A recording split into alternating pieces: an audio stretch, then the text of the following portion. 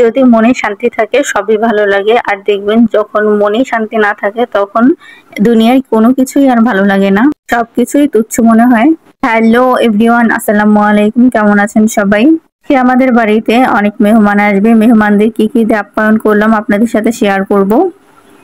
শাক রান্না করব, মাছ, মাংস এবং ডাল রান্না করব। শাকগুলো কেটে ধুয়ে পরিষ্কার করে নিয়েছি, এখন মাছ এবং মাংসগুলো ভালোভাবে পরিষ্কার করে নিয়েছি ধুয়ে।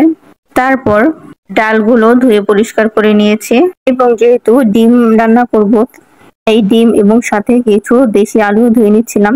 সবকিছু ধোয়া হয়ে গেলে আদা, রসুন, এলাচ, দারচিনি নিয়ে নিলাম।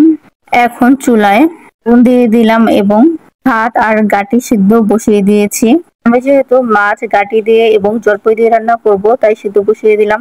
ভাত এবং গাটি সিদ্ধ করা হয়ে গেলে চুলা থেকে নামিয়ে নিব এবং চুলায় শাক বসিয়ে দিলাম। শাকের মধ্যে মরিচ আর লবণ দিয়ে কিছুক্ষণ থেকে সিদ্ধ করে নিব। শাকটা সিদ্ধ হয়ে গেলে চুলা থেকে নামিয়ে নিব এবং চুলা অন্য আরেকটা কড়াই বসিয়ে দিব। কড়াইতে তেল, পেঁয়াজ, রসুন দিয়ে শাকটা বাগার দিয়ে নিব।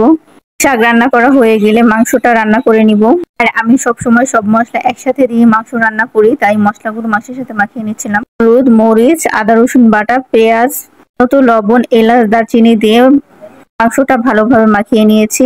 মাখানো হয়ে গেলে মাংস এবং ডাল চুলায় বসিয়ে দিলাম। মাংসটা কিছুক্ষণ ভালোভাবে কষিয়ে রান্না করে নিব। মাংসটা রান্না হয়ে গেল, সাথে সাথে আমাদের ডালটাও গেছে, ডাল বাগার দিয়ে চুলা থেকে নামিয়ে নিব। তারপর ডিম আর দেশি আলুগুলো সিদ্ধ বসিয়ে দিব। আমি আজকে ডিম আর আলু দিয়ে মজার একটা রেসিপি তৈরি করব। ডিম আর আলুগুলো সিদ্ধ করা হয়ে গেলে ডিম আর আলুগুলো ভালোভাবে ছুলে নিব। মানে আসবে এটা আমাদের আগে জানানো হয়নি, তাই আমি বাইরেও রান্না বসিয়েছি এবং রান্নাঘরের মধ্যেও রান্না বসিয়ে দিয়েছি যাতে রান্নাটা তাড়াতাড়ি শেষ হয়ে যায়। এখন ডিম আর আলুগুলো ভালোভাবে হলুদ, মরিচ, স্বাদমতো লবণ দিয়ে মাখিয়ে নিব। তারপর চুলায় কড়াই বসিয়ে দিব এবং কড়াইতে তেল দিয়ে দিব। এটা যখন গরম হয়ে যাবে তখন সে গরম তেলের মধ্যে মেখে রাখা ডিমগুলো দিয়ে দিব। একে সবগুলো ডিম দিয়ে ডিমটা ভালোভাবে ভেজে নিব। তারপর কড়াইতে দেশি আলু, হলুদ, মরিচ, পেঁয়াজ এবং একটু পানি দিয়ে ভালোভাবে কষিয়ে নিব।